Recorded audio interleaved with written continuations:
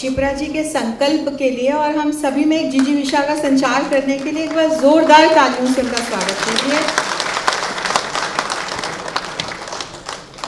और निश्चित तौर पर हम सभी ये संकल्प ले सकते हैं कि कल कम से कम अपने प्रांगण में एक पौधा और उसे हरीश जी का नाम देकर के हम रोपित करें, ताकि हमें जीवन काल में ये क्षण, ये कार्यक्रम और ये तमाम उद्बोधन और ये संकल्प याद रहे। तो आज महामहिम को सुनने के लिए हम सभी एकत्रित हुए हैं और वो क्षण आ गया जब उनको आमंत्रित करूंगी। पर एक छोटा सा परिचय, उनका परिचय बहुत लंबा है, लेकिन गागर में माननीय श्री भगत सिंह कोश्यारी जी का परिचय स्वयं भगत आदेश मुझे दे रहे हैं कि परिचय नहीं बोलना है। आप सभी परिचित हैं, बहुत लंबा परिचय है, उपलब्धियों की सूची बहुत लंबी है। वर्तमान में महाराष्ट्र के राज्यपाल हैं, हम सभी के प्रेरणापुंज हैं। उन्हें अब यहाँ आमंत्रित करती हूँ कि आएँ और अपने आशीर्वचनों से हम सभी को अनुग्रहित करें।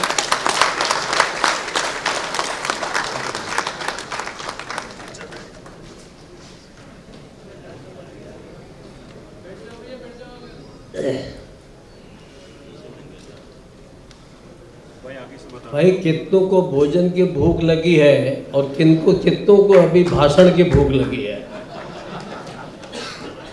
मेरी मुश्किल ये है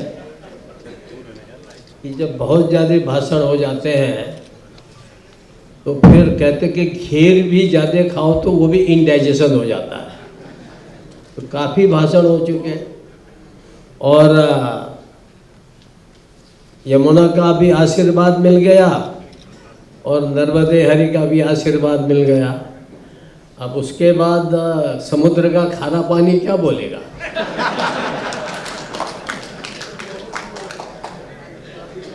तो आज के इस विश्व हरेला उत्सव महोत्सव पर अपने मध्य में इस हरेला महोत्सव के हमारे प्रस्तोता आदरणीय डॉक्टर हरीश जी, मंच पर हमारे पूज्य संत स्वामी अनंत जी, आदरणीय हमारे उत्तर प्रदेश के मंत्री अरुण कुमार जी, मेरे सहयोगी साथी पुराने भाई अजय टमटा जी, और जिन्होंने शिक्षा जगत में तो बहुत काम किया ही, पर यूपीएससी जैसे श्रेष्ठ जगह पर जिन्होंने एक निष्पक्ष भाव से काम किया, ऐसे आदरणीय डॉक्टर प्रदीप जोशी जी, सुरेश चौहान जी ने तो कहा कि पेड़ काटो तो काटो मगर मनुष्य मत काटो। तो लेकिन कभी कभी लगता है कि मनुष्य कट जाए तो शायद कोई बच जाएगा, लेकिन आप पेड़ कटेंगे तो बचेंगे नहीं। ये बड़ा टेढ़ा विषय है, सरल विषय नहीं है। तो बोले कोई बात नहीं, तुम्हारी में ताली भी बहुत बजाई लोगों ने, क्योंकि मैंने कहा ना, आशीर्वाद जब संतों का हो जाता है तो उसके बाद भक्तों का बोलना बहुत ज़रूरी नहीं होता है। लेकिन चूँकि आप सब लोग इतनी देर से बैठे हैं और इतने ध्यान से सुन रहे हैं, और मैं देखता हूँ कि कुर्सियाँ कम है तो कुछ लोग तो काफ़ी देर से खड़े भी हैं। तो ये जो लोग खड़े हैं, वास्तव ये मान लो कि यही खड़े वृक्ष हैं।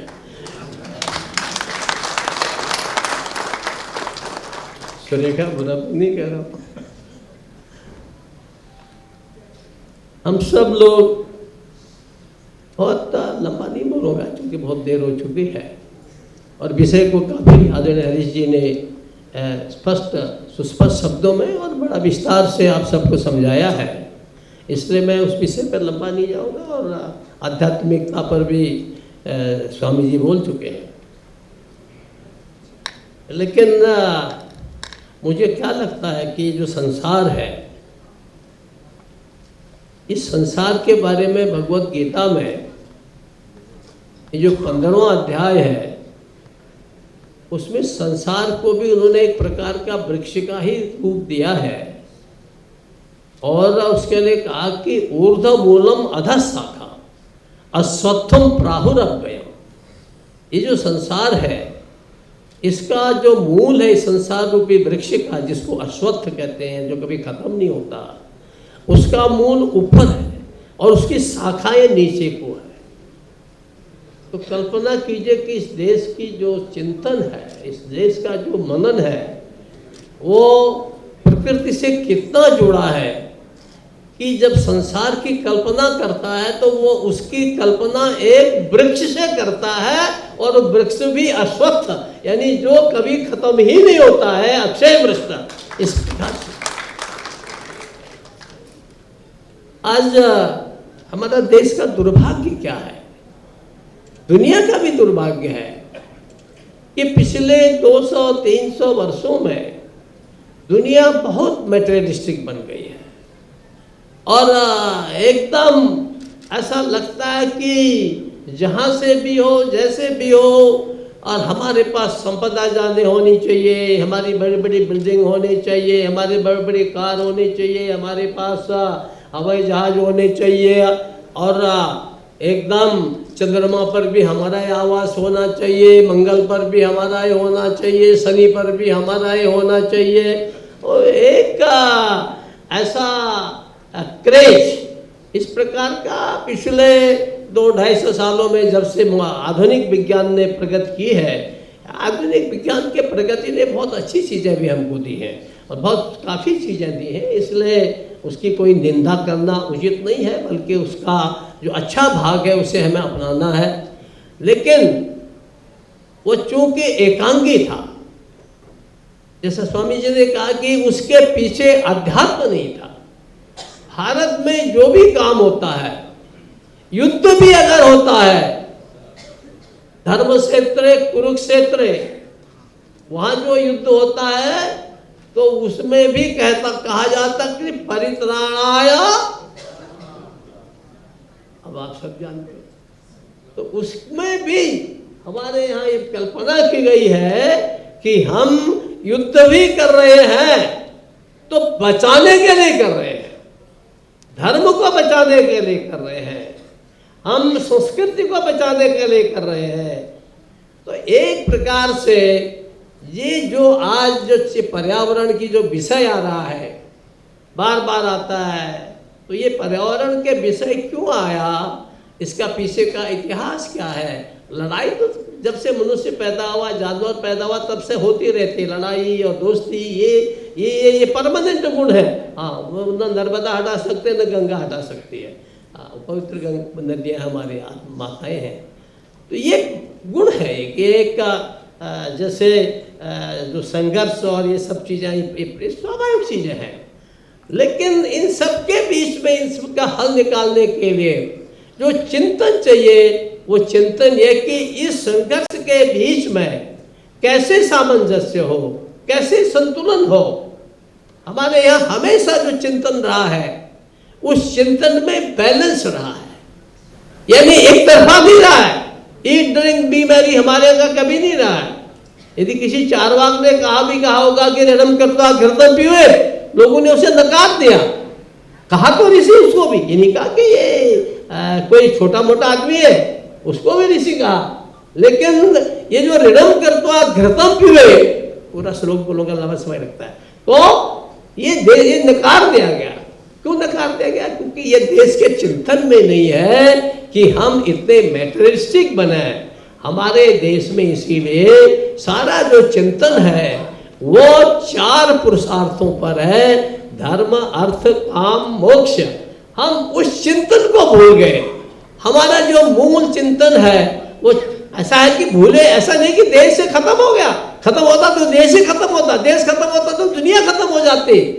वो तो एज इट इज आज भी है, लेकिन जितने स्वरूप में होना चाहिए था वो पराभव के काल में एक प्रकार के एकदम नीचे आ गया। जैसे हम कभी ना एकदम ऊंचे पहाड़ी से नीचे आ जाते हैं, ऐसे वो ऊंचे से नीचे आ गया। लेकिन नीचे आ गया का मतलब वो खत्म नहीं हुआ, वो बीज रूप में बना रहा, और वो बीज रूप में आज भी है। और उस बीज रूप में होने के कारण, उस चिंतन के कारण आज देश और दुनिया के अंदर फिर से, नहीं तो विवेकानंद शिकागो में बोलते हैं और जब वो कहते हैं कि रिजु नाम रिजुकुटा नाना पपसा प्राण धड़ा में को कि मैं तुम्हें से पढ़ायो जैसे तुम्हारी सारी नदियां शायद रिजु कुटिल किसी मार्ग से है भगवान तुम्हें को जाते हैं, और उसको जब वो अंग्रेजी में समझाते हैं तो तालियां बज जाती है। आखिर वो क्यों कहते हैं? उन्होंने कहा ठीक भाई तुमने साइंस में उन्हीं दिनों साइंस उन्नति करा था जब विवेकानंद वहां गए, उससे 50 साल पहले से साइंस की उन्नति हुई। सारे इन्वेंशन तो नहीं है, अब तो ये इंटेलिजेंस आर्टिफिशियल होकर तो भी लेटेस्ट है, परंतु ये मोटर है, बिजली है, ये हवाई जहाज है, ये सब उसी समय के समय है, उसी वो कालखंड था इन्वेंशंस का, एक प्रकार के नए नए अन्वेषणों का, नई नई चीजों के जो सांसारिक भौतिक सुख की चीजों का कार्यकाल था, उस कालखंड था। तो उस कालखंड में हुआ क्या कि लोग सब भूल गए, और भूल गए तो लोग क्या करना है, खूब संपत्ति करो, राज करो, यहाँ भी राज करो, वहां भी राज करो। अभी लोग ये कह रहे थे ना हमारे सामने, बड़ी खुशी से हरीश जी भी कह रहे थे, उधर हमारे चौहान साहब भी कह रहे थे कि हाँ अंग्रेजों तुमने हमारे यहाँ राज किया, अब हमारे यहाँ का ऋषि सोनक तुम्हारे यहाँ, करता नहीं करता मैं नहीं जानता, पर ये लोग कह रहे थे ऋषि सोनक तुम्हारे यहाँ राज करेगा।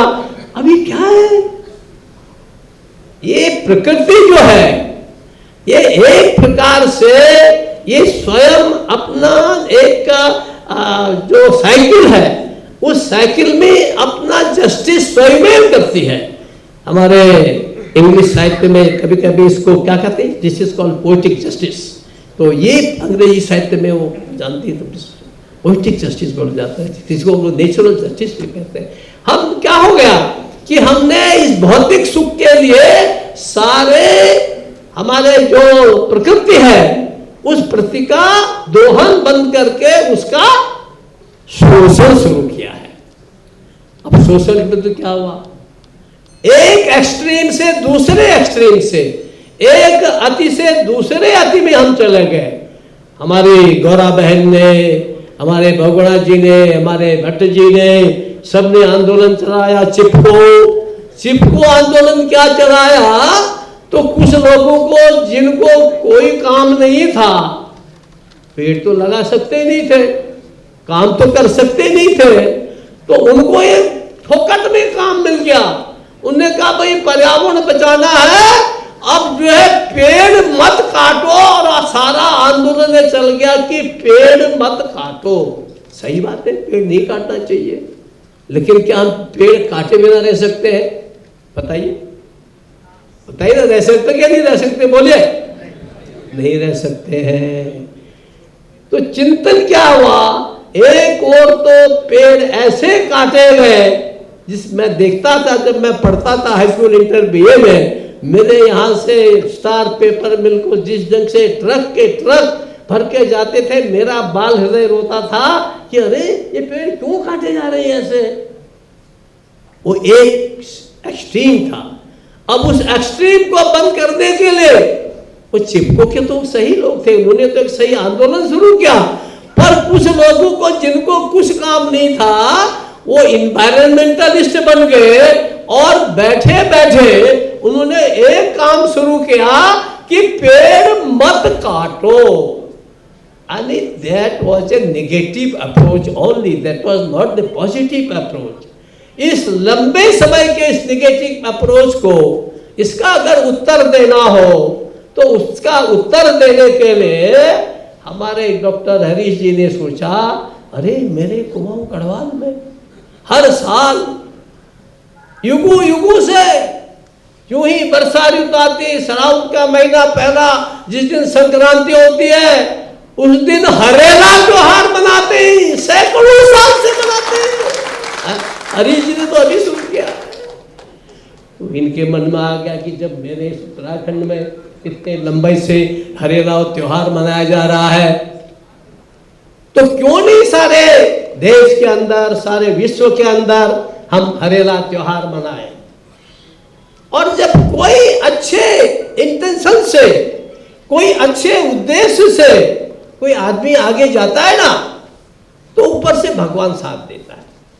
भगवान माने आप मेरे को साथ देते हैं, तो वहाँ भगवान उनको प्रेरणा देता है। अकेला विवेकानंद गया, एक नई क्रांति आ गई। और अनंत प्रभु जी, प्रभुपाद भी अकेले 70 साल की उम्र में गए, और जहां देखो तो वहां हरे कृष्णा हरे कृष्णा हरे कृष्णा। पढ़े लिखे लड़के, क्या करते हो, कितना पढ़ा लिखा है? सर मैं IIT से इंजीनियर हूँ। क्या बन गया? जोगी बन गए। अब देखो प्रभुपाद सारे IIT वालों को जोगी बना रहा है। हमारा कर्नल कुठाल ने गलती की, वहां चला गया होता तो राजनीति में नहीं जाता। ये जो चीज है, ये समझने की बात क्या है कि वो जो निगेटिव अप्रोच थी, यानी जिन्होंने आज तक पर्यावरण की बात कही है, मैं आपको गारंटेडली कहता हूं उन सब में आपको सिपरा पाठक नहीं मिलेंगे। उन सब में आपको से यहाँ जो हमारे बहुत सारे लोग, उत्तराखंड के लोगों को जानता हूँ, बहुत सारे लोगों को जानता हूँ, और हिंदुस्तान में भी जानता हूँ, महाराष्ट्र में भी जानता हूँ, बहुत से लोग काम में लगे, परंतु वह उतने नोन नहीं है जितने चिल्लाने वाले ज्यादा जाने जाते हैं। और इसलिए जब कोई काम करना होता है तो उसके लिए संकल्प लेना, और हरेले के दिवस पर कल हरेला का त्योहार था, मैं कल आना मुश्किल था, तो डॉक्टर हरीश जी का आदेश था कि नहीं मुझे रहना ही रहना है। अब आप जानते हैं कि संघ के प्रचारक की आज्ञा का तो हम कोई उल्लंघन कर ही नहीं सकते हैं, चाहे राज्यपाल हो चाहे राष्ट्रपति हो, है? तो हमने कहा ठीक है भाई, हमसे एक दिन बाद आऊँगा। उन्होंने कहा हम एक ही दिन बात कर देंगे। तो ये जो उत्सव है हमारे घर घर में मनाया जाता है हरेला। अब उस हरेला त्योहार को हम विश्व भर में मनाते हैं, तो हमको ये ध्यान रखना चाहिए। अभी स्वामी जी कह रहे थे 5 एलिमेंट्स की बात, 5 तत्वों की बात। तो ये जो हरेला है, ये जो वृक्ष है, ये केवल वन साइडेड नहीं है, ये सिटी जल पावक गगन समीरा, इन 5 के लिए ही ये आवश्यक है। और जो संतुलन बनाना है, समन्वय बनाना है, ये उसके लिए आवश्यक है। और इसीलिए हमारे यहाँ जब सब पूरा पाठ हो जाता है, अभी बता रहे थे ना कोई वो कि हाँ प्रदीप जी बता रहे थे कि वहाँ सत्यनारायण की कथा करते हैं और कैसे वो बोलते हैं, वहाँ बोलते हैं। अभी बोल रहे थे ना कि वो हिंदी बोल रहे थे। कल मेरे पास एक विश्वविद्यालय के वाइस चांसलर है, उनका बच्चा आया, बोले बोस्टन में पढ़ता हूँ, मराठी है। तो मैंने कहा अच्छा ये बताओ, तुम किसी हिंदुस्तानी के मिल जाते हो, you naturally speak in English और इन मराठी और in what language you speak, किस शब्द में बोलते हो? बोले सर हम जब 2 हिंदुस्तानी मिल जाते हैं, चाहे वो महाराष्ट्र का हो, किसी भी प्रदेश का हो, जहां देखा है हिंदुस्तानी है, हम सीधे उससे पूछते कहाँ के आए हो, यानी हिंदी में बोलते हैं, हिंदी में जाते स्वामी जी का होगा सर, तो वो सीधे बोला मराठी लड़का, हॉस्टल में पढ़ता, PhD कर रहा है। तो ये क्या चीजें हैं, हमको ये जोड़ने वाली जो हमारी चीजें हैं। और तो हम उस शांति पाठ अंत में करते हैं, और जब शांति पाठ करते हैं तो क्या बोलते हैं, ओम द्यौ शांति अंतरिक्ष गौ शांति पृथ्वी शांति रापः शांति रोषधयः शांति वनस्पतयः शांति विश्वे देवा शांति। अभी तो ये अंतरिक्ष में ही जा रहे हैं, हमारे यहाँ के लोगों ने उससे भी आगे द्युलोक की कल्पना की, वहां भी शांति चाहिए, अंतरिक्ष में भी शांति चाहिए, पृथ्वी में शांति चाहिए, और हमारे जो वृक्ष है, हमारे जो वनस्पति है, हमारे जो औषधि है, उन सब में भी शांति चाहिए। जिस देश का चिंतन प्रकृति से इतना जुड़ा हो, अभी तुलसी के बारे में आप बता रहे थे, अभी पीपल के बारे में बताते हैं। आप जानते हैं मैं जब पढ़ता था हाई स्कूल इंटर में, तो लोग कहते मैं तब सुनता था, अरे रे तो पढ़े लिखे आते थे ना, अरे कैसे बेवकूफ लोग हैं, तुलसी की पूजा कर रहे हैं, अरे क्यों नहीं काटना चाहिए पीपल को, यह नुकसान कर रहा है, पीपल को काटो। आज वही पढ़े लिखे लोग कह रहे नहीं, पीपल को मत काटो। आज वही पढ़े लिखे लोग कह रहे तुलसी तो बड़ी काम की चीज है। तो ये बड़ी काम की चीज तुलसी पीपल नहीं है, बड़ी काम की चीज भारत का चिंतन है। भारत के चिंतन के हिसाब से अगर हम चलेंगे तो मुझे लगता है मत काटो की जगह कि पेड़ मत काटो, ठीक है अपनी जगह नहीं काटना चाहिए, जहाँ जरूरत नहीं है मत काटो, क्यों काटना चाहिए बिना जबरदस्ती के, है? लेकिन जरूरत है तो हम सीमा में जाके अपना बलिदान देते हैं। क्यों देते हैं? देश की रक्षा करनी है। नहीं तो कहोगे मनुष्य की हत्या हो रही है, क्या करना है? क्यों करना? इसीलिए तो बलिदान देते हैं ना, है? देश की रक्षा करनी है, धर्म की रक्षा करनी है, समाज की रक्षा करनी है, तब हम अपना बलिदान देते हैं।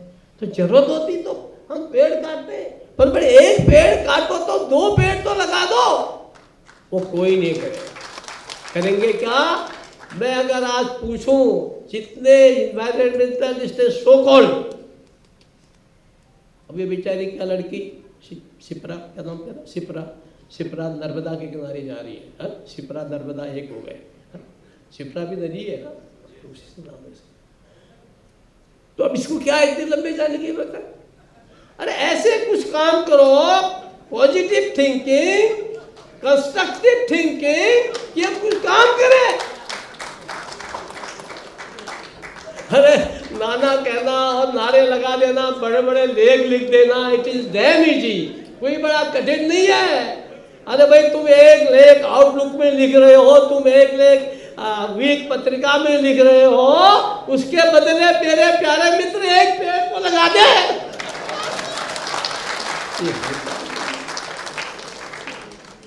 क्योंकि कलम जो है ना वो सारी पेड़ से भी ज्यादा तेज चलती है। तो अब ये काम क्या है? ये काम कौन करेगा? कोई और करेगा क्या? ये काम आप और हम जैसे लोग करेंगे, जिनको प्रभु ने इस प्रकार का एक सद्विवेक दिया है, इस प्रकार का सत्संग दिया है, इस प्रकार का एक प्रकार से हमको मार्गदर्शन देने वाले लोग दिए हैं, तो हमको ये संकल्प करना चाहिए और उसकी हम हरेला महाराष्ट्र भवन में आज मना दिया, अगली बार उत्तराखंड सदन में मना दिया, उसके अगली बार उत्तर प्रदेश सदन में मना दिया। इससे नहीं चलेगा। तो जैसे यहाँ से बहुत से बंधुओं ने, अभी हरीश जी ने परिचय कराया था कि इन्होंने इतने 1000 पेड़ लगाए, इन्होंने 1 लाख लगाए, तो ऐसे जो लोग हैं, ऐसे लोगों का हमें बंधन करना चाहिए। लेकिन एक हिंदुस्तान में ये भी बड़ा सरल तरीका है, जो अच्छा काम करता है उसका हम बंधन तो करते हैं, लेकिन उसका अनुकरण नहीं करते। इसलिए उनका बंधन और उनका अनुकरण करते हुए जब हम काम करेंगे तो मुझे लगेगा कि वास्तव में आप देखेंगे दुनिया नकल करती है, चाहे वो हिंदुस्तानी हो, चाहे अमेरिकन हो, चाहे कहीं का भी हो।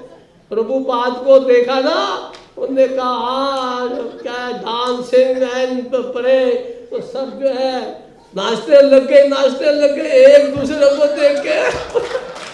अरे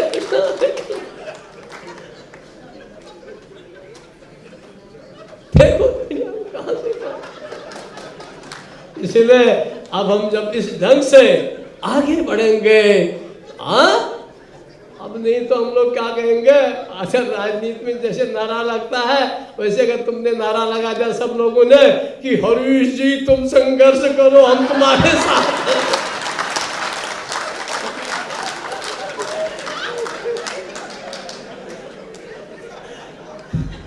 तो काम खत्म हो गया।